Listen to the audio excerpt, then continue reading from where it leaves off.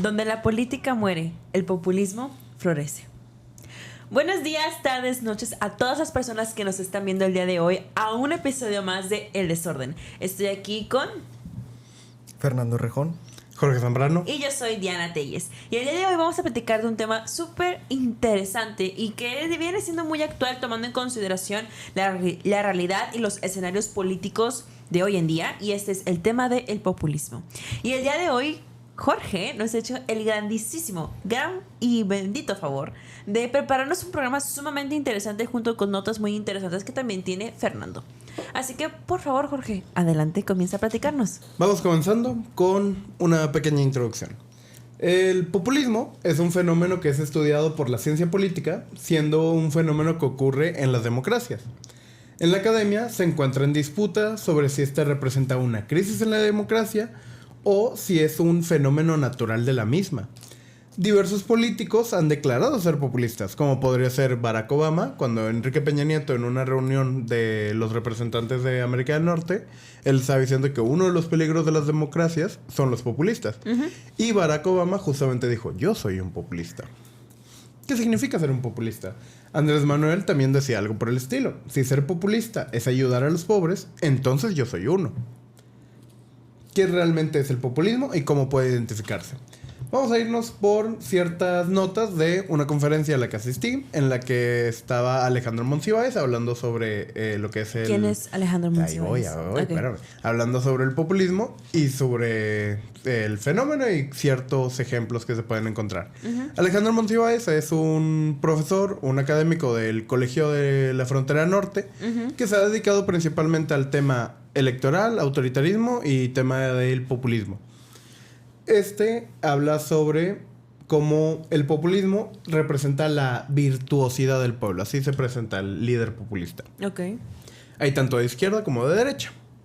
Está el de izquierda, que es antiélite, antiexperto. Bueno, no, mentira. Esta parte es todavía la general. En el populismo general está la parte antiélite, antiexperto, anti-establishment. Pero también está la visión maniquea de la política. El bien versus el mal. O sea, tenemos que dentro del populismo existen estas narrativas que contraponen posturas de una manera muy marcada. Sí. Hay alguien que es el bueno, hay alguien que es el malo, y es muy evidente quién es el bueno y quién es el malo por la narrativa que trabaja el político populista. La narrativa se va a basar principalmente en quién es el pueblo. Ok, perfecto. Así que de ahí se va a trabajar lo que es la narrativa. Es decir, que el pueblo no es el mismo en las narrativas populistas. No, suele variar. Suele variar. Okay. Por ejemplo, ahora, en el caso ahora sí de populismo de izquierda, tenemos lo que es, perdón por darte la espalda, Ferro. No, está bien, está bien. Mira, si quieres esa cámara para que expliques el concepto. Bueno, tenemos lo que es en el populismo de izquierda, las cosas muy marcadas en cuanto a temas de clases populares, las masas desmovilizadas. Y en el caso de la derecha, tenemos un etnonacionalismo, nativismo y xenofobia. O sea, que tenemos estos perfiles que se encargan de dividir a base del... A base de lo que les conviene ideológicamente. Ok, pero en el caso de la extrema derecha se suele enfocarse en cuestiones, pues, de clase, de distinciones económicas y de raza, entonces. No, en el caso de la derecha es la cuestión, sí, principalmente de raza. La parte de clase va a depender mucho del caso. Ok, perfecto. Por ejemplo, como mencionamos en nuestro primer programa, como la derecha gringa se ha ido haciendo más proletaria cada vez. Okay. Ahí, por ejemplo, sí se puede usar la cuestión de clase. Que se ha utilizado, de hecho, justamente. Okay. En el caso de México, por ejemplo, si hubiera un populista de derecha, muy poco probable es que se utilice el término de clase. Mira, justamente, por ejemplo, un caso tenemos a Eduardo Verástegui, que se propone a sí mismo como la salvación de México. No es muy popular todavía, ¿no? Gracias a Dios. No tiene avance. La derecha no ha tenido como que un auge en México realmente. ¿Y tendrá un auge en México? Eso podremos discutirlo más adelante. Ok. Pero, por ejemplo, él no utilizaría la cuestión de clase. No se ha visto que utilice la cuestión de clase. Interesante. Él se va más por la cuestión nacionalista e incluso el tema más tipo cultural religioso. Sí, lo he notado en sus publicaciones. Así que la cuestión de clase es algo que se ve más en lo que es la izquierda. Incluso de que en las izquierdas que son más aburguesadas, aún así se ve el tema de clase. En la derecha no es tan común. Ok, aunque puedes apuntar, o sea, al final siempre vas a apuntar lo que es el grueso de la población. Ok. ¿Algún comentario, Fer? Todo excelente. Ahorita yo tengo mis comentarios. Ay, no te grabé de que durante la... luego te pongo. Gracias. Aquí, una cámara, por favor. Ven, esto es violencia. No, eso es un discurso populista. No sé qué, estoy jugando. De que... Pero ya otra vez, vámonos a lo que es la parte central, como qué elementos vemos en ambos casos. Vemos que hay un rechazo de las normas, el procedimiento y los derechos democráticos. También rechazo a oposición crítica y desacuerdo. Rechazo de derechos de minoría y tolerancia de la violencia política. Ok, interesantísimo. Todo justificado en base a la narrativa de lo que es el pueblo virtuoso, lo que es el pueblo bueno, de que lo que nosotros somos, de que somos los salvadores de este país. Okay. Yo ahí tengo una duda. Por ejemplo, ¿el populismo hay alguna razón por la cual surja? Y sí, de hecho, apenas iba a comentar de eso. Alejandro Monsiváis, él opina que el populismo sí es un fenómeno natural de las democracias. Ok. De lo que yo he leído, yo estoy más de acuerdo con la idea de que es algo que está justamente... no es natural, sino que representa una crisis de la democracia. Ok. Pero ¿cuál es el ciclo que podemos identificar de cómo es que nacen de que los populismos? Lo que podemos identificar es que tenemos un país que está viviendo en democracia o en una transición a la democracia. En este caso vemos cómo se nos presenta una crisis democrática. Después de esta crisis, pues la gente pierde motivación por la democracia. Claro. Ahí es cuando surge el líder populista. No surge el populismo, sí, surge el líder. El líder es el que va a hacer la narrativa, va a llamar la atención de la gente y pues se van a guiar por lo que les promete. Al final del día es muy complicado. Por ejemplo, estos son de que las promesas incumplidas de la democracia, que siempre va a ser como el tema de que es mejor tener libertad antes de tener como tener seguridad totalmente, pero incertidumbre de libertad. Sí. Así que va a ser, preferimos, en los términos de democracia liberal, que son la mayoría de las democracias en el mundo, van a preferir libertad por encima de cualquier otra cosa. Pero la gente no vive de libertad. Tiene que vivir al día. Sí. Así que cuando viene un líder que les dice de que yo les voy a dar todo lo que ustedes necesitan a cambio de que ustedes me voten, pues se van por ahí. Exacto. Yo creo que algo muy interesante de... Y no es que los podamos culpar, cabe Sí, decir, no, o sea, no. A eso voy. Algo muy interesante de esto, y eso lo venía platicando hace rato con Fernando, era la cuestión que ahorita en este sistema económico y político y social donde nos encontramos está muy interesante como comentabas, no, es que Monsiváis comenta que el populismo es inevitable, va a suceder. Yo creo que el populismo existe por el sistema económico en el que vivimos. No es tanto que él lo proponga como algo inevitable, es más algo como que surge en cualquier caso, o sea, de que no... En cualquier caso. O sea, pero que puedes surgir en cualquier este manera. momento, es que ya diste la respuesta. Porque ahorita comentabas, la gente no vive de libertad, exactamente. La gente vive de dinero. Claro. Y el dinero, pues tenemos que todos trabajar para conseguirlo. Y a veces ese trabajo que tenemos no es suficiente para darnos lo que necesitamos para sobrevivir. Entonces la gente empieza a buscar la manera de conseguir dinero de manera honrada o de manera deshonrada, como quieras verlo. Pero al final de cuentas el populismo viene a raíz de que es una respuesta a las necesidades de la gente que no está viviendo, no puede vivir con las condiciones materiales actuales. Sí, eso sí. De que, por ejemplo, muchas de las cuestiones de crisis de la democracia se van a ver reflejadas en crisis económicas. Justamente, uno de los argumentos que usaba mucho Trump en su primer mandato, en su primera campaña, mejor dicho, fue el tema de cómo los demócratas, durante la administración de Barack Obama, había provocado recesión económica. Y también la cuestión de cómo de que nosotros tenemos que mantener lo que es el Obamacare, era el seguro popular de aquel momento. Y ahí fue mucho de la narrativa como que utilizó Donald Trump. Así que sí, o sea, de que mucho de la cuestión de las crisis democráticas también van a verse reflejadas en las cuestiones económicas. Pero es que al final de cuentas estas crisis económicas son un fallo de mercado y un fallo de gobierno. O sea, van junto con pegado. Yo no creo que las crisis económicas generen crisis democráticas. Yo creo que o sea, no es como por esto pasa esto. O sea, yo creo que va junto con pegado. O sea, es una expresión de que existe un error.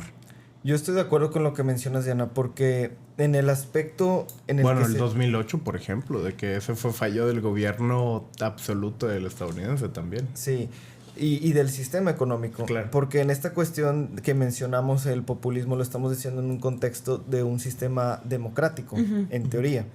Entonces, pero democrático liberal. Exacto, porque es un democrático que viene desde el sistema capitalista. Sí, es un sistema democrático liberal que de cierta forma está mencionando como el populismo como un riesgo para este sistema, pero la razón por la cual surge también es por las fallas de este mismo sistema democrático liberal. Y también cabe decir que también se hace la anotación de que cualquier narrativa que hable de algún problema social puede caer en populismo. ¿Otra vez? Cualquier narrativa de índole social, o sea, que identifica una problemática, puede caer en populismo. ¿Por qué?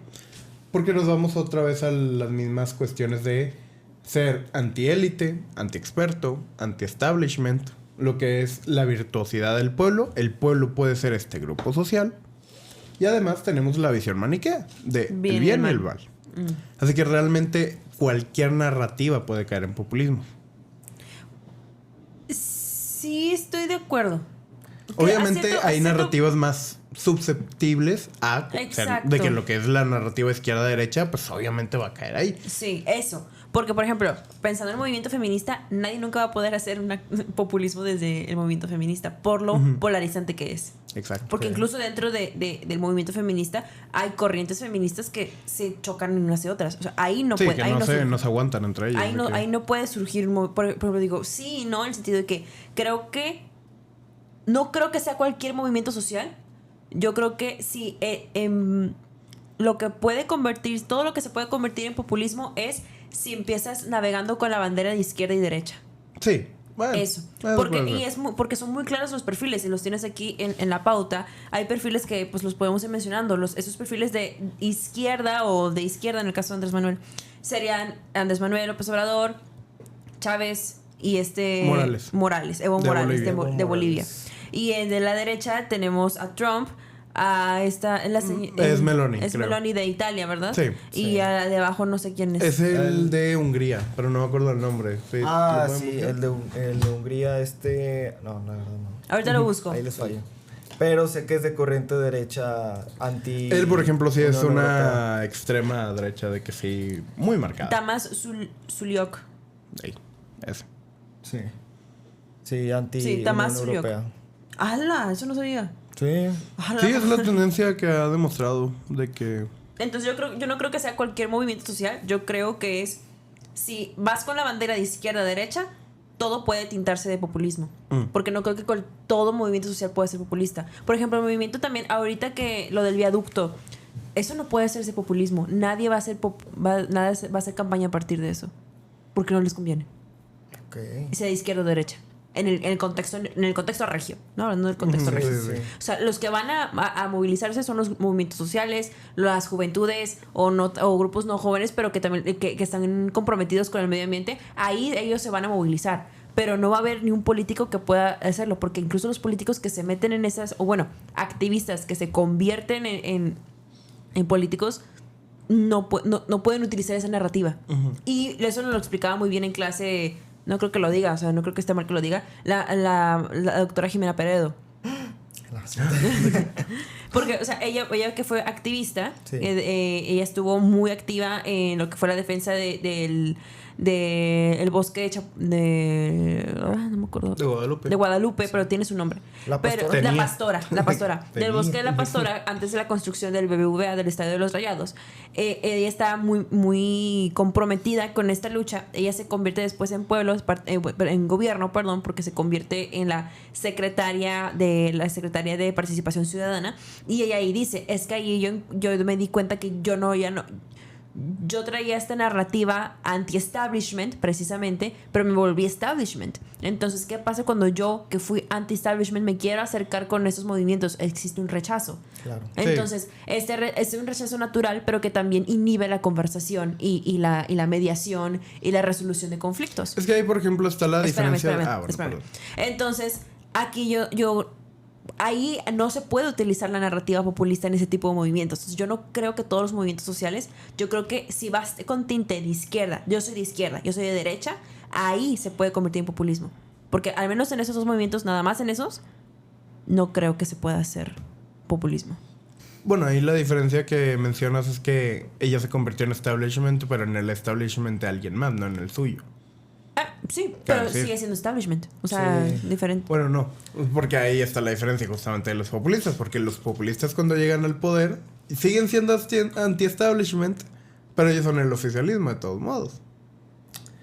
Porque al final de que la narrativa de, por ejemplo, Andrés Manuel y de Trump, Ajá. seguía siendo de que un anti-establishment muy marcado durante lo que fue el sexenio de Andrés Manuel y lo que fue el primer periodo y ahorita mismo en el periodo Sí, de Donald Trump. pero de nuevo, o sea, se está hablando desde una perspectiva de izquierda, porque Andrés Manuel siempre se pintó. No, pero hasta Donald Trump también. Sí, por eso, estoy agarrando el ejemplo de Andrés ok. Manuel.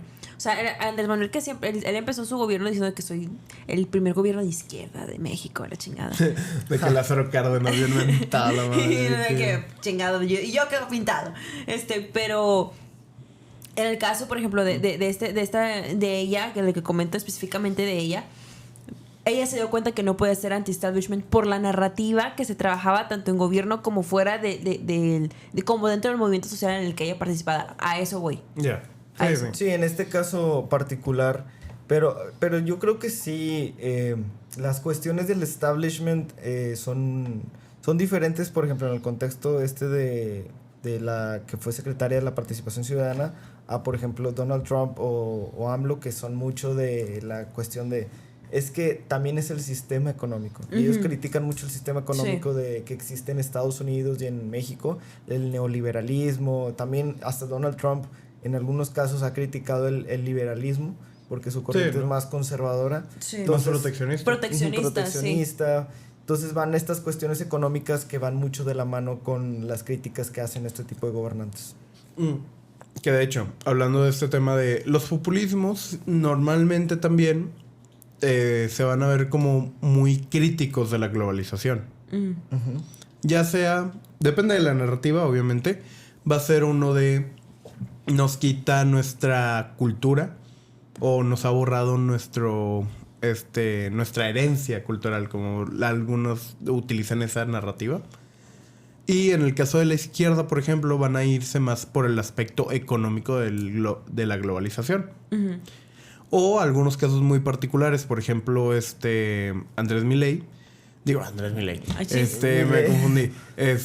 Javier Milei, que habla de la globalización, pero también desde el aspecto económico, pero siendo como de que la izquierda global nos impone La izquierda global no existe. de que,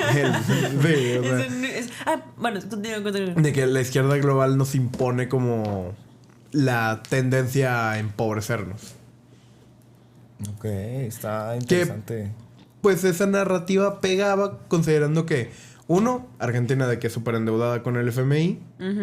Y también que ellos tienen el foro de Sao Paulo de que al lado. Así que como que la narrativa hacía clic de que como de que, claro, es su culpa. Y también la historia argentina del peronismo. Sí, claro. Y de las familias que vienen de una corriente de izquierda fuerte. Y de intervención del Estado en la economía. Sí, sí. ¿Qué ibas a decir, Diana? No, continúa. Va. Porque todavía estoy formulando ideas. Va. Bueno, yo les tengo una duda antes de proceder. Muy bien. A ver. Se va a abrir debate, De que no me importa. De que, no. ¿El populismo es bueno o malo? Uy, yo creo que es malo. Voy a decir mi por qué. Ajá. Vámonos a ver un poquito más adelante a mi pauta, porque no era lo que yo quería hacer de orden. ¿De qué? ¿Por qué? Pero, por ejemplo, Esto no es la radio, hermano. Esto es libre formato. de que lo que es el populismo también va a tener una tendencia a lo que es ir en contra de las instituciones democráticas. Ya sea instituciones democráticas que también son de elección popular o instituciones democráticas que tienen otra naturaleza dentro de las democracias. Ok. Los seguidores de los populistas realmente son los mayores demócratas en un país, pero al mismo tiempo son los Antidemocrático. verdugos de instituciones democráticas. ¿Verdad, Andrés Manuel López Obrador? Por ejemplo, tenemos... I'm love. No me voy a atrever a decir que Samuel García es populista, como que todavía falta terminar su sexenio para poder evaluarlo. Pero voy a decir que un comentario de él sí cae en un populismo muy severo. A ver. Cuando dice, por ejemplo, cuando todavía estaba peleado con el Congreso, bueno, sigue estando. peleando sí, con el Congreso. Sigue estando. En sus peores épocas de la pelea, él decía de que ¿quién los puso ahí? ¿Quién los eligió? Ah, Y sí. es como, oye, peligroso. Red flag. Ese es Red flag. un comentario muy peligroso en una democracia. Sí. Y ahí es lo que comentaba. Tanto el populista, el líder populista, como sus seguidores son muy demócratas. O sea, ellos genuinamente creen en la democracia, Sí. pero solo en el representante del pueblo, no en el resto de instituciones democráticas. Y un comentario más antes de que tú le sigas. No, Diana. te estoy diciendo que la choques, güey. Ah, perdón. De que- Y yo él, de- no. no. Un comentario más. Pero sí voy a dar mi comentario, pero... Pues sí, como estos aprovechan la legitimidad que les da la elección, van a decir de que, el resto de instituciones no vienen con mi misma legitimidad. Ellos son enemigos que me están obstruyendo y poniendo obstáculos para que yo no pueda ser el representante del pueblo. Y por ahí se van. Sí. Y tenemos, por ejemplo, también ¿Verdad, Andrés Manuel López Obrador? Elon Musk, cuando estaba todavía trabajando en la Casa Blanca con Donald Trump, Sí. él estaba hablando, él le hicieron una pregunta sobre el tema del DOGE, o sea, la institución esta del Departamento de Eficiencia Gubernamental, y sobre cómo él estaba de que quitando presupuesto a muchas instituciones que son importantes. No acuerdo cuál era la pregunta como tal. Ajá. Pero su respuesta sí me acuerdo muy bien porque era la preocupante. Que dice de que, bueno, el señor Donald Trump ganó con la mayoría de votos. También cabe decir que esto lo propusimos en campaña. Así que la gente sabía que íbamos a hacer esto. Uf, buenísimo. O sea, otra vez caemos en discurso populista. No desde el líder, sino desde un seguidor. Sí. Sí. Yo creo que agrego a tu comentario. También estoy de acuerdo que a veces yo caigo en estas como discusiones internas de bueno, es Bien bueno, esquizofrénica es tú. malo. I'm just a girl. No te juzgo, yo también. De si es bueno o es malo. Y termino concluyendo, es que veo la virtud del populismo con Sí. la intención de querer, lo voy a expresar, no significa que estoy de acuerdo, pero estoy expresando este punto de vista, de querer buscar la manera de llegar a todas las personas posibles, porque al final de cuentas parte del populismo son estas estrategias de campaña, de marketing político, que es un tema que saben que a mí me gusta mucho, que buscan el mayor alcance a toda la ciudadanía para que se empape del discurso. Y yo creo que esa búsqueda del alcance no se me hace incorrecto.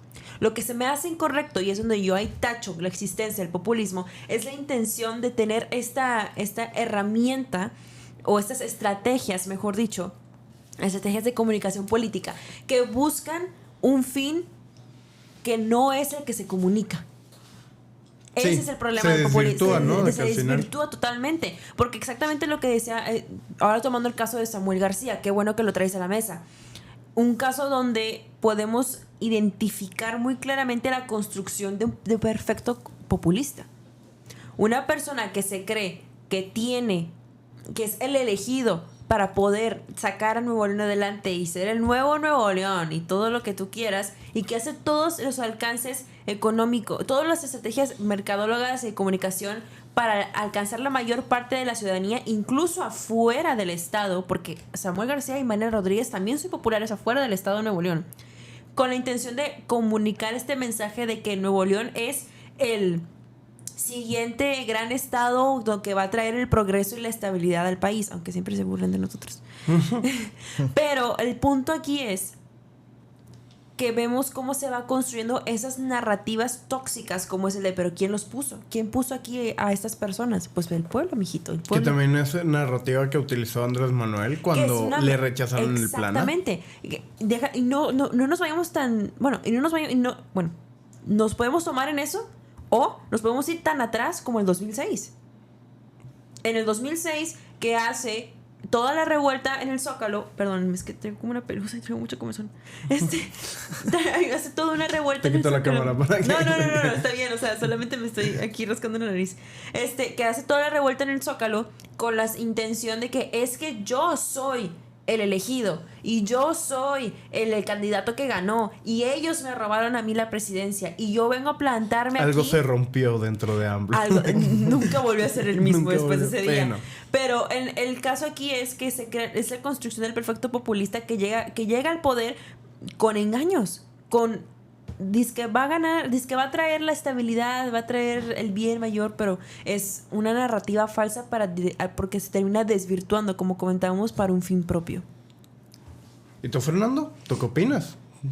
Tanto que haces preguntas y poco respuestas de que...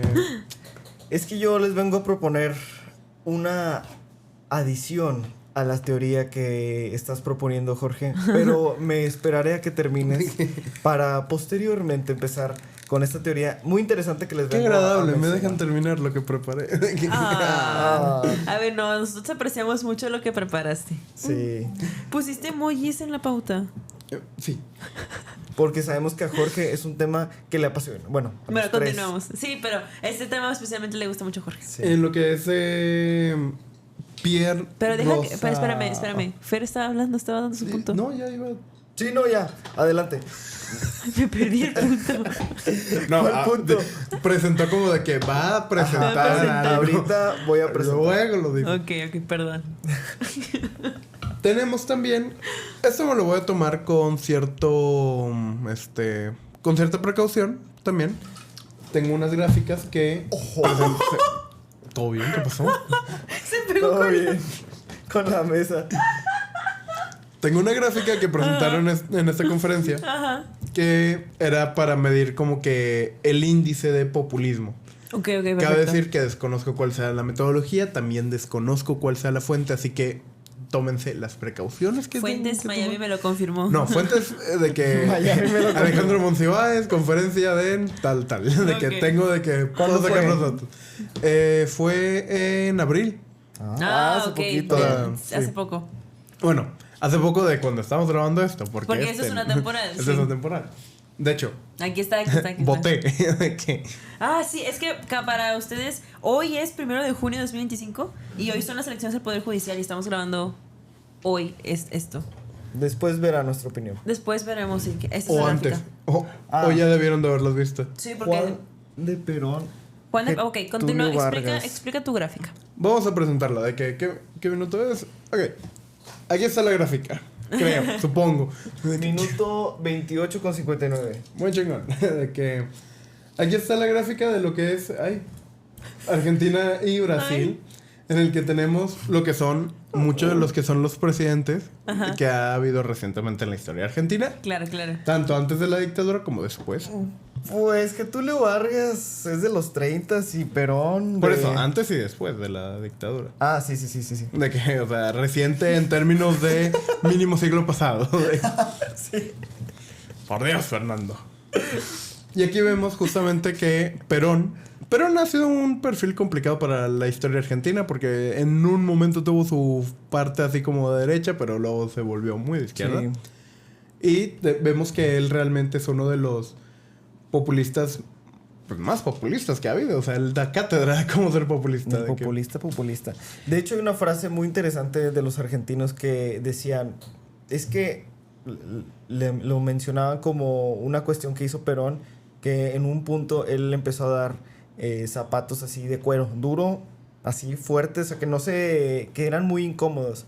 Y la gente le decía, bueno, entonces ¿por qué sigues votando Perón si te dio unos zapatos todos malos? Y la gente decía, pues es que mínimo me dio zapatos. Excelente manera de explicarlo. Excelente. Excelente, exacto. Suena muy triste, pero es que a es veces verdad, es verdad. Así ha ganado Morena Así ha 2 ganado. sexenios. En el caso de Brasil, vemos que, por ejemplo, tenemos a Pampri? Jair Verde. Bolsonaro y a Luis Ignacio de Lula, que no están, bueno, sí están distantes. De hecho, en esta gráfica, a partir de lo que es el punto 4, ya se considera como populista. Ok. Vemos que Jair Bolsonaro está cerca del punto 4, pero no realmente está rozándolo. Y también Lula no cae en populismo. Alguien que cae en populismo es Getúlio Vargas, que... Getúlio Vargas, sí. Si me puedes checar de que lo que es el periodo en el que él estuvo. Él estuvo en los 30 durante la Segunda Guerra Mundial en el periodo del Estado Novo. Parecido a Sí. Perón, más o menos. ¿No? Sí, de hecho, los dos son muy similares en la cuestión de que no son de derecha y tampoco de izquierda, sino es una mezcla que en esta época se llamaba la tercera posición. Más o Explica menos qué es la parecido. tercera posición. La tercera posición es una mezcla entre la ideología de izquierda y de derecha, en la que utilizan, por ejemplo, ciertas cuestiones de derecha, pero utilizan la izquierda como un fenómeno para expandir su idea. Por ejemplo, Getúlio Vargas lo que utilizaba en la época del Estado Novo, en la que también fortaleció mucho el estado de bienestar, igual que Perón, que como mencionamos ahorita la frase del el zapato de cuero. exactamente, de la cuestión de que ellos daban muchos este tipo de cuestiones de pues Ayudas maneras económicas, populistas, sí, ajá. ayudas económicas, fortalecimiento de ciertas secciones del estado de bienestar para de esta forma generar más popularidad, pero Sí. no eran estados demócratas en ese momento. Ok, qué interesante. También voy a decir que se ha escuchado mucho una frase, principalmente por la teórica liberal de que Sí. está Gloria Álvarez, Ah. que dice lo de el populista, a los Álvarez. populistas les encanta, aman tanto a los pobres que los multiplican. A ver, es que luego esa frase surge de ¡Qué pensar que mamá! solo el populismo nace de la izquierda. Sí. Cuando les comentas gobiernos de derecha o incluso liberales, Ujú. ya les comienza a llorar la frase de que nada más hay que tener cierta precaución con estas frases que son principalmente sensacionalistas y que van a lo que es la radicalización de la gente. La teórica. La teórica liberal de que... Perdonen. Esos muchachos. Ahora, por ejemplo, si nos vamos al otro, minuto 33, de que otra gráfica. Vemos el caso de México, por ejemplo. Vemos que Andrés Manuel, por ejemplo, ya llega a ser considerado populista con Obvio. un .5. Mi amigo personal. Lázaro Cárdenas, por ejemplo, tampoco está tan cercano a lo que es el populismo. O sea, Sí. repito, el .4 ya se considera el Y estándar. los dos de izquierda, ¿eh? Y los dos de izquierda, coincidencia. Que Fox obviamente no era populista. Fox y Calderón no caían. Peña Fox Nieto, de eran hecho, payasos. no se ve como ningún tipo de rasgo populista. Nada. Calderón está raro, ¿cómo que populista? Bueno, Calderón, no. Algún- la cuestión de la guerra contra el narco. No, bueno, o sea, tomen en cuenta de que nuevamente a lo mejor habrá sido algún Sí. tema de discurso así como pequeño que se haya considerado. Y repito, nuevamente, tomen sus precauciones. Yo no tengo la La metodología. Traté de buscar de dónde provenían estas fuentes, de que no lo logré. Fuentes Miami me lo confirmó hace cuenta. Literal. La conferencia me cuenta como fuente. Ok, ¿Cuál sí. es la Es fuente la de la fuente. conferencia? No sé. ¿De qué? ¿No? Es el problema. Pero somos honestos con las fuentes. Luego tenemos, por ejemplo, el caso de Venezuela, en el que vemos a Hugo Chávez y a Nicolás Maduro ya muy por encima de cualquier otro caso, siendo el .8 y el .9. Ah, claro. O sea, son los Sí, ejemplos eso sí. perfectos de populismo. Al menos populismo de izquierda. A mí me sorprende ver que Chávez está por encima de Maduro. O sea, de cierta forma, como que yo pensaría que Maduro, al estar más tiempo, Pues, tendría como que más oportunidad de ser mayor populista. pero ¿sabes? Chávez como hizo la revolución. Exacto. Sí, como que él era el Sí, representante de la... Y el ejército y esta cuestión de... Sí, él era mucho más. Y popular también. No solo populista, sino más popular. Muy popular. Luego también tenemos ahora el caso estadounidense, que como veíamos antes de pasar con Trump, Barack Obama, que se presentaba a sí mismo como populista, pues no cae en discurso populista ni en acciones populistas. Ellos veían como de comunista tener seguro popular, pues bueno, de que ya sabremos cuál es la idiosincrasia estadounidense. Tenemos que Donald Trump, aquí dice .01, refiriéndose a lo que es su primer mandato. Habla de cómo sí, en su primer mandato sí fue populista, siendo relativamente moderado, o sea, realmente no era tan populista, pero sí ya se demarca como había populismo en ese gobierno. Luego también tenemos a Bush, de que tampoco llega a ser populista, igual que Barack Obama. Bush, no. Nada popular. Nada, de que después de cierto evento catastrófico en su historia, no. Y sus guerras. Y sus guerras. Luego ahora ya tenemos el tema de Pierre Roch Sabañón, que él es un filósofo, bueno, un escritor francés, tanto de ciencia política y filosofía política, que su tema principal es el populismo. Okay. Tiene muchos libros. Uno de los más recientes, que salió en 2020, es La Edad de Oro del Populismo. Claro. Que de hecho, aquí es donde nos va a presentar como que los pasos a seguir que debe tener un populista para hacer como check. Ah, qué padre. Está padrísimo esa información. Así que vamos a ver que los partidos tradicionales están desconectados del pueblo. ¿Les suena algún país de que ese comentario? De que... PAN, neta, PAN, buena onda. No, también el PRI, PRD, o sea, MC, o sea, sí. Pero PAN sí es el más desconectado. Pero es que es el más desconectado y es el que se pinta como la verdadera oposición. Ese es mi problema. Ese es mi problema con el PAN. Neta, PAN, o sea, siéntate tantito, reflexiona tus raíces, reflexiona... ¿Qué te hace bien? ¿Realmente vas a donde quieres ir? ¿Por qué no estás consiguiendo? Tal vez las cosas que quieres conseguir no las vas a conseguir haciendo las mismas cosas que has hecho durante 20, 40, 50, 60 años. Creo que lo peor del caso del PAN es que ellos piensan que sus votos son de ellos, cuando realmente es el voto que no quiere Morena. Exacto. Entonces hay que sentarse a reflexionar. Te invito... O si no, moriremos. ¿O morirás tú? ¿O morirás tú? O sea, de que tú, PAN... Pues, mira, así como el PRD, el partido más viejo de México. Pues de ahí, desaparecido. Ni modo. Las instituciones son percibidas como tecnocráticas o elitistas. ¿Sí? ¿Algún otro comentario de que en algún país parecido que tengan por ahí? Sí, continúa. La participación se vuelve ritual y no sustantiva. O mejor dicho, sustancial. O sea, no hay... Que la gente no considera que su participación tiene un efecto positivo y verdadero. Incidencia. Sí, agarra la computadora. Compartiendo. ¿Y tu compu? ¿No dijiste que le ibas a traer? Pura nota. Luego también tenemos lo que es la personalización del poder. Se destaca que el populismo encarna un liderazgo hiperpersonalizado. Nuevamente, el representante del pueblo virtuoso. También tenemos que este líder se convierte en un medium de lo que es la política. Es el traductor de la voluntad y también lo que es el que la transfiere a términos legales, institucionales, los programas sociales. Es por medio de la voluntad del pueblo. Uh-huh. Yo interpreto la voluntad del pueblo, el pueblo quiere esto. Y te va a gustar de que... también tenemos hostilidad hacia lo que es tratar de llegar a puntos medios. No hay tanta la búsqueda de negociaciones. No hay, por ejemplo, el acuerdo de... Oye, de que tú votas a favor de este programa social. Por ejemplo, el Pacto por México. Que si bien muy polémico, cabe decir, no voy a decir que no haya tenido sus complejidades y sus malas cosas. Y después hay que hacer un programa de eso. Hay que hacer un programa de eso. Interesante, hacer un deep dive. Sí. Pero de resumen, por ejemplo, mucho de lo que era la reforma, tanto eléctrica como de educación, que quería proponer Enrique Peña Nieto, vino de acuerdo a que él iba a proponer dentro de ese paquete lo que es la reforma democrática. Sí. Que es la parte de las cuestiones de representación. Mucho de lo que es las reglas de la democracia por las que se jugó en 2018 vienen de lo que es el Pacto por México. Ok, sí.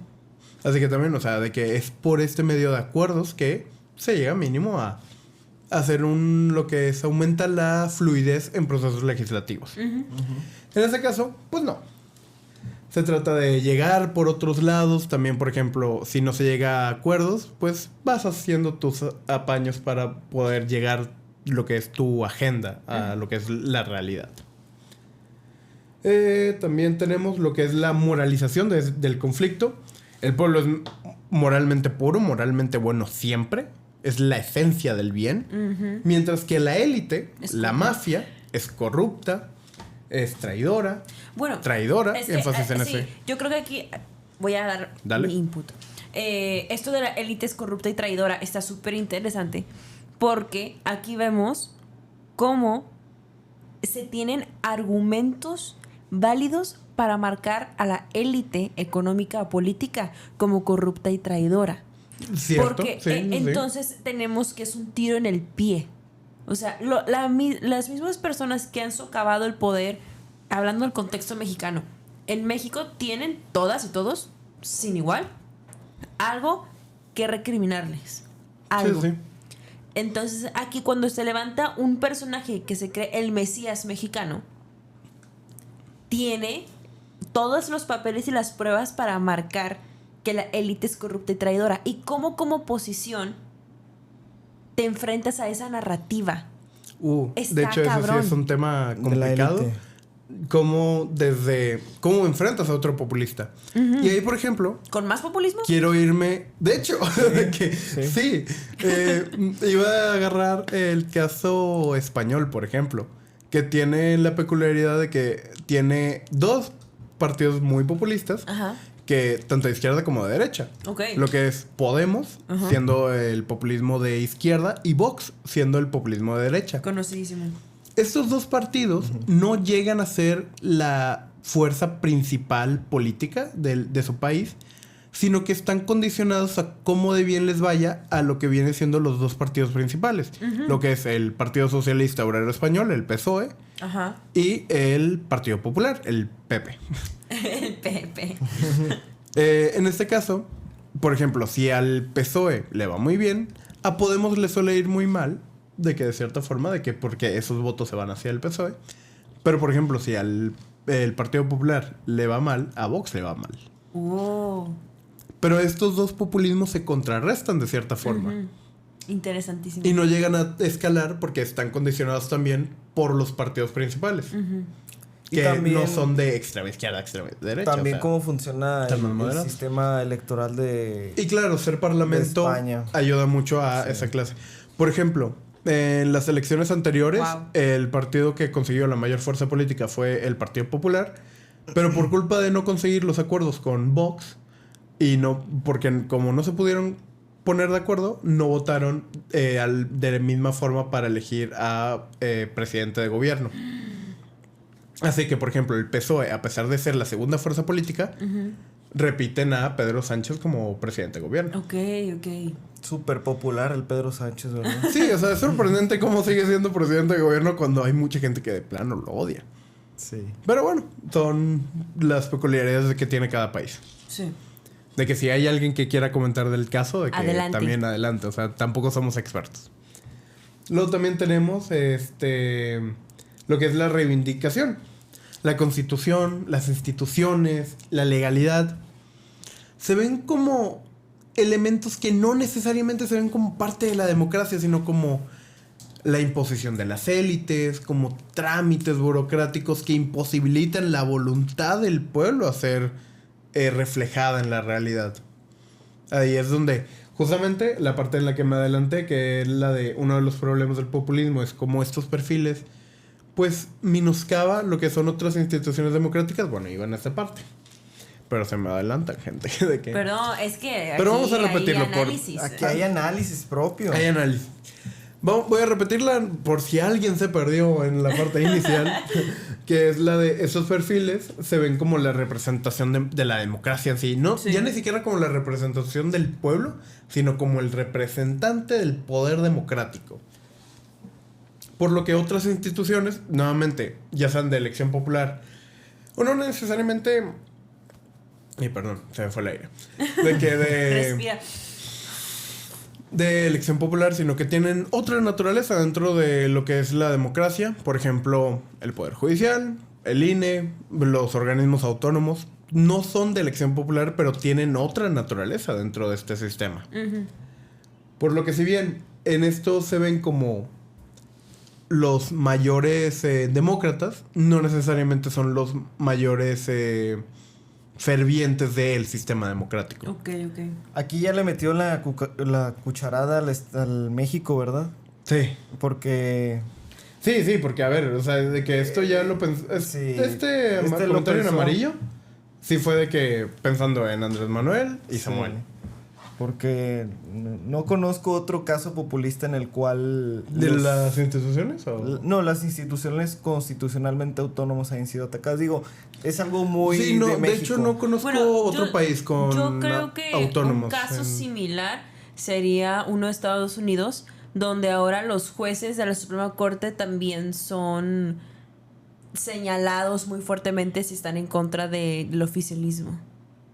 Eso pasó finales sí. del sexenio de Donald Trump, del sexenio, perdónenme, del cuatrienio, si le puede decir. Periodo, del o sea, periodo. suele utilizar. Del primer periodo de Donald Trump, inicios de Biden, y ahorita como que quiere volver a pasar. Y fue noticia un tiempo largote. O sea, como era muy evidente de que se quería destituir, o sea, clasificaba como traidores a los que no estaban de acuerdo con las reformas de Donald Trump. Y que ahorita también puede señalarse, no he visto nota al respecto, pero que creo que puede pasar, porque ahorita pues ya sabemos que hay un problemón enorme con los aranceles de Donald Trump, que los impone, y la Suprema Corte salió a decir que estos impuestos no se pueden poner. Un sistema clarísimo por la importancia de los pesos y los contrapesos, un ejemplo muy bueno y muy claro de la importancia de ellos, pero que también se presta a que salga esta narrativa. Que ahora, la Suprema Corte de Justicia de Estados Unidos no es un órgano constitucionalmente autónomo, es parte del poder, es parte de la Sí, división sí. del poder No, democrático. juega dentro de lo que es el sistema democrático. Sí, juega como tal, dentro o sea. del sistema, porque ejecutivo, legislativo y judicial, pero que también se presta al ataque. O sea, Sí, se presta sí. así como en el caso mexicano, ¿verdad? Ahorita es muy evidente el ataque a un miembro del poder, al poder atacando al poder por ser un contrapeso, como debe ser. Que por ejemplo, el caso de la Suprema Corte va a tener más contrapeso, principalmente porque es un... Bueno, en el caso estadounidense principalmente es lo que me quiero decir, que es un poder muchísimo más colegiado que en lo que era en México. Porque Sí. primero tienes que tener el título de derecho, tienes que hacer el bar, Sí. lo que es de que El examen. el examen, pero ese dependiendo de cada estado. Ok. Porque como federación. Luego también pues ser juez. O sea, escalar de que mucho. De hecho, ahorita técnicamente la Suprema Corte tiene mayoría republicana. Pero aún así vemos que se presenta en contra. O sea, es lo que demuestra lo que es el profesionalismo de lo que es la carrera que han tenido. ¿Verdad? Pues también quitaron lo del aborto. Sí. Roe v. también Wade, el Roe v. Sí. Wade. Pero también han estado en contra de otros casos que son de que a favor de los republicanos. Sí. No. ¿De qué? De los derechos. Otros. Bueno, Pero ¿no? sí. Ya luego pasando. Bueno, sí. El populismo como tal va a ser. No es una ideología. Nuevamente. A pesar de que tenga el ismo al final, No es una ideología. va a ser la cuestión de la narrativa. Vamos a hablar. Es el fenómeno. Pero en este fenómeno vamos a ver muchas cosas. Principalmente vamos a ver temas de polarización. Temas de cómo se ha ido radicalizando ciertas posturas políticas. Sí. Y además vamos a ver la narrativa de parte del líder populista. Es muy importante el énfasis en esto, porque el populismo no nace solo. Requiere de que haya un líder populista y después de que exista el líder populista, comienza el populismo. Una vez ya que el líder populista sea justamente popular, que sea electo y muchas otras pues cuestiones que ya hemos mencionado. Sí. Ahora te dejo a tu nueva teoría política de que, Por favor, Fernando. Fernando. Tu nueva teoría política. Bueno, básicamente Jorge nos dijo, prepárense para el programa, voy a hablar de populismo. Y dije, yo no me preparé. ¿qué es algo? De que tú dijiste, vengo a criticar. No, hombre. Dije, ¿cuál es una teoría interesante del populismo que actualmente está agarrando fuerza dentro de la élite de Estados Unidos? Y dije, pues este libro que se llama The Populist Delusion, o también El Delirio Populista, Órale. de Nima Parvini. El de Lulu. El de Lulo Populista. Porque la tesis central de este libro es que el populismo no es como tal una fuente en la que se ejerce el poder, sino más bien una herramienta por la cual la élite ejerce el poder dentro de los sistemas políticos. Ok. O sea, ¿es realmente lo contrario, por así decirlo? O sea...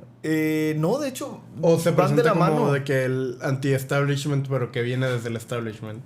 Sí, porque de hecho la corriente que este autor sigue es la corriente de derecha elitista dentro de Estados Unidos, que ha agarrado mucha fuerza. Y le estaba comentando antes de empezar el programa a Diana que, por ejemplo, este autor sigue esta corriente como a otros autores como Curtis Jarvin, que este autor fue citado por el vicepresidente de Estados Unidos dentro de ciertas conferencias que ha hecho junto con Donald Trump.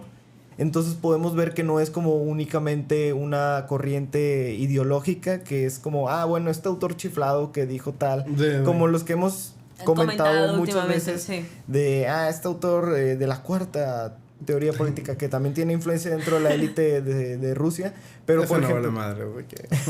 Si era tan bueno, ¿por qué se murió? La hija. Cierto, fue la hija. Ups, sí. De que, pero de bueno, que, no carros son... bomba, de qué cosas se... No hablaremos de eso. No son ideologías políticas de cualquier chiflado, sino sí, verdaderamente tiene una influencia dentro de Estados Unidos. Pero también quería mencionar que esto es una corriente de derecha. Es una postura de derecha sobre el populismo. Y comentando de que si van peleadas, yo creo que abona a la teoría populista. Porque la crítica populista generalmente va de aquellos que no son populistas. O sea, del mismo establishment es el que critica el populismo. Y lo menciona como, bueno, es que tal político está utilizando el populismo para agarrar poder. Pero aquí se menciona que es una herramienta que se utiliza dentro de las élites políticas para poder llegar al poder. Esto quiere decir de que hecho, no... sí, ese es uno de los argumentos porque se dice que es algo natural de las democracias. Sí, que no es precisamente un individuo el que llega al poder, sino es un grupo en conjunto el que busca impulsar a un individuo para llegar al poder. Excelente, sí. Porque no es únicamente Andrés Manuel, sino es la estructura económica y de Morena. Sí. Se le puso nombre al movimiento. Es el movimiento de la 4T. El movimiento que, encabezado por Andrés Manuel, con Claudia Sheinbaum, Ebrard, Adán Augusto, Monreal y el resto del equipo que movió masas para llegar hasta donde están ahorita. Sí, pues requieres todo el séquito. Sí. Y también, por ejemplo, Donald Trump no es Donald Trump, es una élite económica que está detrás de Donald Trump, como lo que hemos mencionado en el primer programa, que vayan a verlo, que es una élite tecnocrática que es la que está apoyando la inclusión de Donald Trump a la política. También no es, por ejemplo, Hugo Chávez, sino es el movimiento de la Revolución Bolivariana. Entonces, lo que él comenta es que no es únicamente un individuo, sino es un grupo el que está intentando llegar al poder por medio de el populismo. Entonces, por eso menciona el título del libro, que es El Delirio Populista, porque se menciona que no es que la población se levante para buscar un cambio político, sino es una élite que por medio del populismo y del medio de la población buscan conseguir el poder. Sí. Está interesantísimo, sí. Entonces, una de las tesis centrales del libro es que la élite es la que verdaderamente ejerce por medio de los movimientos sociales el control y el alcance al poder. Y también cita algunos casos, por ejemplo, las revoluciones, la Revolución Rusa, que hemos visto que la revolución... Bueno, esto ya es más de mi cuchara. La Revolución Rusa fue impulsada por una persona que estaba dentro de la élite, de una élite económica. La Revolución Mexicana. ¿Financiada por Estados Unidos? Financiada por Estados Unidos y financiada por otros miembros de una élite económica en este caso Madero. Madero era de una élite económica ajena al poder, pero por medio de una revolución populista quiso alcanzar el poder. Hay varias revoluciones que por medio de las masas intentan entrar al poder. Entonces es muy interesante y también quería mencionar esto porque se utiliza también como una forma de justificación por la cual Estados Unidos está entrando actualmente. Su élite es una élite económica diferente a la que existe en el establishment. Entonces utilizan este tipo de teorías elitistas para justificar como su entrada al poder. Okay. Entonces él menciona, bueno, si la élite controla y verdaderamente es la élite la que ejerce su ideología por medio del populismo a la población, ¿cómo podemos como combatirla? Okay. Y él menciona que no se puede combatir, que simplemente es un cambio de élite a la que se tiene que llegar para que haya este cambio de ideología política. Vaya. Entonces sí, es muy interesante que piensen. Está muy Muy padre. deprimente. Muy O sea, pensándolo bien, está muy deprimente. Es deprimente, sí. Pues era similar a lo que te comentaba hace rato, Sí. que bueno, o sea, ¿qué vamos a hacer con este sistema político económico? Se va a quedar, ¿cómo va a caer? ¿Por una revolución del proletariado? ¿De qué manera? Y yo le comentaba, es que yo creo que se va a consumir a sí mismo. O sea, y es prácticamente eso, una élite. Tranquila, Marx. No, tampoco. No, tampoco, pero en el sentido de ¿cómo dijiste? La élite que va a ser reemplazada por otra élite. Sí. Es Sí. eso. Bueno, así es como lo propone Marx, justamente de que como a los aristócratas los reemplaza el burgués. Y pues ahora toca que el burgués sea reemplazado. Ajá. Pero por ejemplo, Pero bueno, Marx, eso ya es la cuestión de marxista, pero es el paralelismo para... Marx Sí. menciona la cuestión de que se va a alzar el proletariado. Sí. Mientras que, por ejemplo, teóricos como de este lado dicen, no, es que es una élite la que De está burgués a influenciando, burgués. la que está Sí. influenciando al proletariado para que se alce, entonces, y ejerza el poder. Se me hace muy y lo Pues sí, vemos. la manipulación y porque está ahí. literalmente es Sí. eso. Porque, a ver, vámonos a la historia mexicana, especialmente democrática. Está el PRI en el poder y es la élite económica del PAN movilizando las masas para quitar el PRI. Sí. No, el PAN no da el kilo, ni modo, regresa el PRI. Pero después tenemos a la élite no económica. Bueno, sí hay una élite económica detrás del movimiento de la 4T, la hay, está presente, pero no es la cara del movimiento. La cara del movimiento es un personaje populista que es cercano al pueblo, cercano a la ciudadanía y que moviliza a la gente para que derroque a la élite panista, prianista, bueno, a los prianistas, como dicen, porque PRD nunca figuró, y llega esta nueva élite al poder. Ahora, ¿qué se ocupa para quitar a esta élite? Un proceso democrático donde la gente esté informada, presente, escuche, se le haga lo posible para que todos participen, o que está complicado porque sabemos que en el contexto mexicano actual es muy difícil que eso se logre, o tenemos que recurrir a otro populista de otra élite con otra narrativa, pero que también busque la justicia del pueblo, la narrativa que quieras, que vuelva a movilizar para erradicar a la élite actual.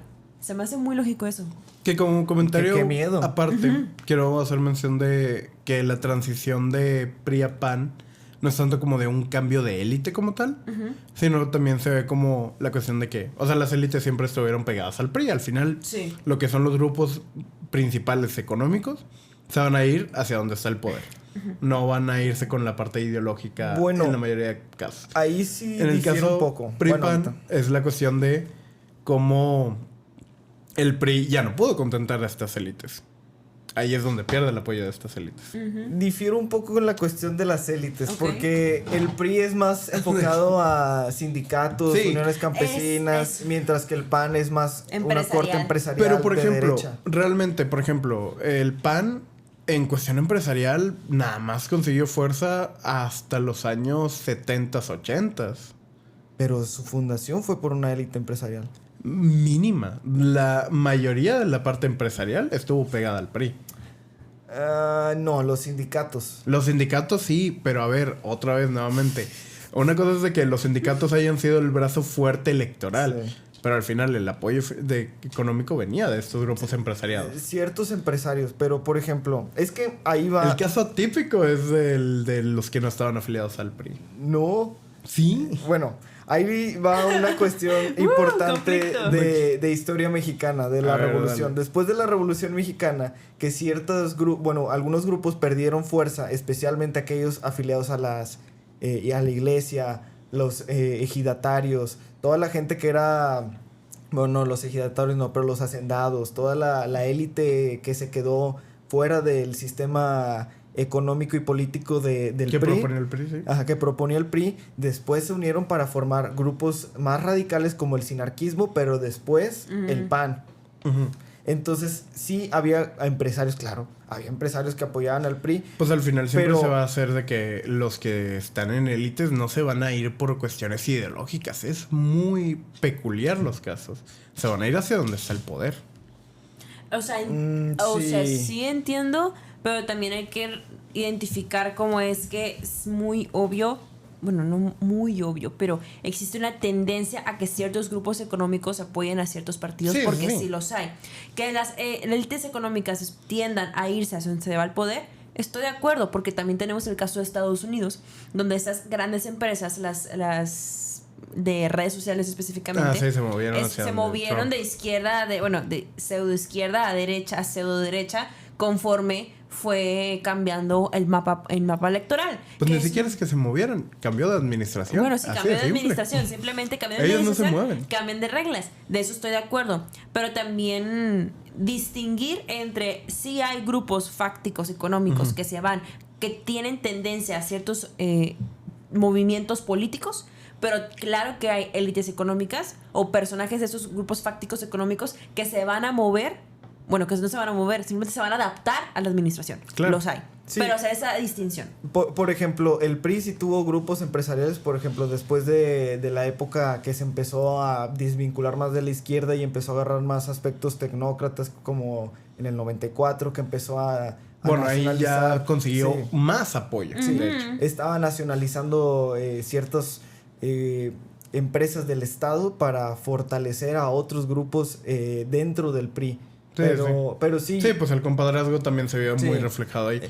la corte empresarial se ve más dentro del PAN. Pero por ejemplo, Sí. también tienes la parte empresarial con Miguel Alemán, que es el capitalismo de amigos también. Ujú. Que también... Que también uno de los periodos más Sí. corruptos de la historia de este país. Sí. Que tenía su propia élite, Sí. creada después de la revolución. Pues sí, es el primer gobierno Sí. de civiles. O Sí. sea, Sí. del PRI. Por ser el primer presidente que no es militar, tengo Sí. entendido. Sí. Era Después abogado. de Camacho. Sí, entonces es una élite que surge después de la revolución y que se afianza por los bienes de la revolución. Ujú. Y que después el PAN, como respuesta que tenía otra corte empresarial diferente, ya empieza como pues ahí este choque. Ujú. Claro. Sí. Sí, Qué interesante. sí. Muy, muy interesante. Pero siempre, otra vez, son las complejidades de cada Sí, sistema. es muy complejo. Y aquí es la importancia de no hay blancos y negros en ese tipo de discusiones. No. O sea, Sí, no. es un debate constante que se va alimentando conforme van sucediendo más cosas, saliendo más teorías, etcétera, etcétera. Conforme Estados Unidos desclasifica documentos. de que- Sí, Realmente. Si quiere, vamos viendo puntos finales. así es. Jorge. Si quieres. Ah, bueno. Sí. Tú que fuiste el que nos hiciste el gran favor de preparar este programa tan padre, por favor, tu cámara para que des tu punto final. Chingón. De tema principal, señalaría lo de. Nuevamente, como que la pregunta que haces, Fer, de si el populismo es bueno o malo. Yo sí lo señalaría como es malo. A pesar de que tú presentaste en tu teoría de que como que es algo que se ve en las democracias. No necesariamente si se ve en las democracias es algo que sea... Bueno, porque hasta este periodo de transición resulta ser inestable para las instituciones, inestable para las personas y también muy dañino para lo que es lo que es el civismo, la educación política, para muchos otros elementos que hacen retrocesos en los avances que se han tenido. Ujú. Y otro apartado a considerar sería el tratar de no caer en estos discursos, principalmente en evitar la parte de no negociación, la polarización, la radicalización. Es muy necesario ver otros puntos de vista, de que Claro. poder corregir, poder cuestionar. Al final, no podemos tener la certeza de que estamos en lo correcto si no queremos ver el otro punto. Claro. De que nada más que eso, de que el populismo tengan mucho cuidado cuando el discurso convenientemente diga, como que está llamándome a mí, como de que yo soy el pueblo, de que... Un comentario. ¿Fer? Pues nada más que es... no, sí es aquí, es allá. Sí, perdóname. es allá. A ver, la otra. Ahí está. Bueno, nada más que el populismo es un tema muy interesante y como responde Jorge, si es bueno o malo, en mi opinión, no es ni bueno ni malo, sino es una herramienta que utilizan algunos grupos como para ejercer el poder. Al final esta teoría no es mía, es de un autor. Entonces, si están en desacuerdo, pues vayan a tirarle a él. O tírenle de que a él en los comentarios. Sí, o tírenme a mí. Comenten. Comenten, por favor. Entonces, el populismo se ha notado que ha habido grandes destrucción dentro de los sistemas políticos precisamente por el populismo que se utiliza por grupos diferentes, ajenos al Estado. Entonces, la verdad es que busquen, analicen bien qué herramientas están utilizando para manipularte a ti, porque eso es muy importante, porque muchas veces el populismo se utiliza para manipular a las personas que están básicamente en el entorno para afianzar ciertas ideologías políticas. Sí, totalmente de acuerdo. Yo creo que mi conclusión vendría siendo que el populismo... Mi cámara, Jorge, por favor. Adelante. Gracias. Ay. Ok, Se apagó de nuevo. No te quieren. Ok. Que el populismo sí... estoy de acuerdo con Fernando que en la actualidad el populismo es una herramienta. Punto. Yo creo que no hay manera, con el contexto tecnológico de campañas, de inversión a la comunicación política, no creo que hay punto de retorno en cómo funciona y cómo existe el populismo. Así que el populismo es una herramienta. Sin embargo, considero que el populismo sí es malo porque es un detractor a que realmente podamos nosotros alimentar nuestro conocimiento político y democrático. Como quiera, entiendo la razón de por qué hay élites políticas y económicas que consideran que esta es la herramienta necesaria para poder erradicar a un poder. Pero eso no significa que tú tengas la habilidad de poder erradicar a alguien del poder porque movilices masas. No significa que tú eres el Mesías y el Salvador. Y no significa que estás sobre las instituciones y sobre las leyes. Sigues siendo un ciudadano y una ciudadana. Nunca mejor dicho. Gracias. Redes sociales. Redes sociales. Y ahora sí, para terminar, nos pueden seguir a nosotros El Desorden, tanto en TikTok como en Instagram, como @eldesordenpod. Lo van a ver aquí mismo. Recuerden comentar, darle like, compartir, suscribirse. Díganos qué opinan, ¿están de acuerdo, no están de acuerdo, les gustó, no les gustó? Esto es un programa un poquito diferente, pero que teníamos muchas ganas de comentar algo más teórico, porque sabemos que puede llegar a ser divertido para ustedes y todos aprendemos en esta mesa y ustedes también con nosotros. Y después también tenemos a Fernando Rejón. ¿Dónde te podemos ver? Pues en Instagram ahorita no lo tengo, me lo tumbaron. Pero básicamente síganme en el Instagram de El Desorden, porque ahí voy a estar viendo sus comentarios. Sí. Jorge. En Instagram, yo sí tengo Instagram, no como otro compañero. De que Zambrano-Cantú. Hasta ahí. Hasta y ahí. a mí me pueden encontrar tanto en TikTok como en Instagram como @DianaTelles_ con doble L y Z. Muchas gracias por escucharnos y por sentarse con nosotros en esta nueva mesa. Esto fue El Desorden.